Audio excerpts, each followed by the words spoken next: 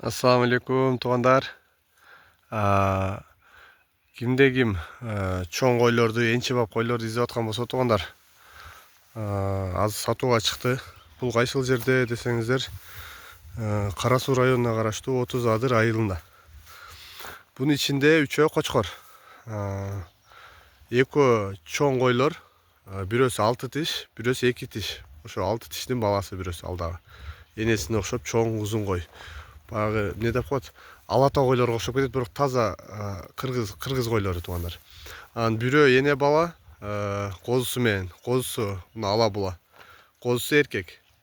Бунун ичинде кочкорлор тиш буза элек. Бардыгы өспүрүм кочкорлор. Мына баласы, мына эне бала. Баласы дагы өтө чоң кочкордон эме кылгам да. Буну мен алып келгенимде эмеден алып келгем туугандар. Буну бир чоң кородон алып келгем атайын. Эме ушул кочкордон болгон ошо баласы дегенде мына эмеси кочкору бөлөкчө, мына ала була. Могу дагы кочкор.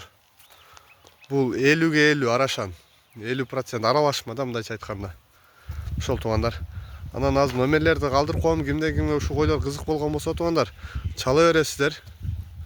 Бул өзүм койлорум туугандар. Чалсаңыздар сүйлөшөбүз бааларын.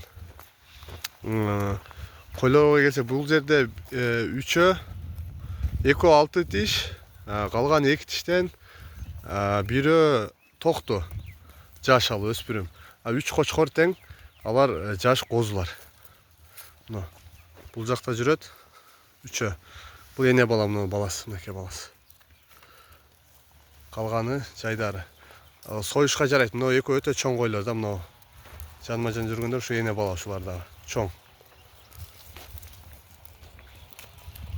Чала бересиздер туугандар. Ассаламу алейкум.